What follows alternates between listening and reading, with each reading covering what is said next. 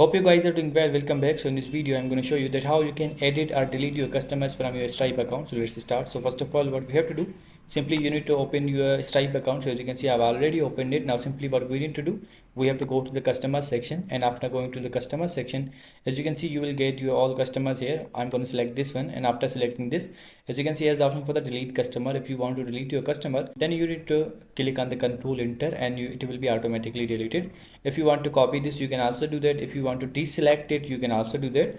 For example, if you want to edit this, and you have to click on this, and after clicking on this, as you can see, now you can edit each details of your customer, like the name and email and all things. So you can edit them. So now simply we have to go to the customer section, and now simply we have to go back again, and there's another option for the add customer. If you want to add a customer, you can also add that.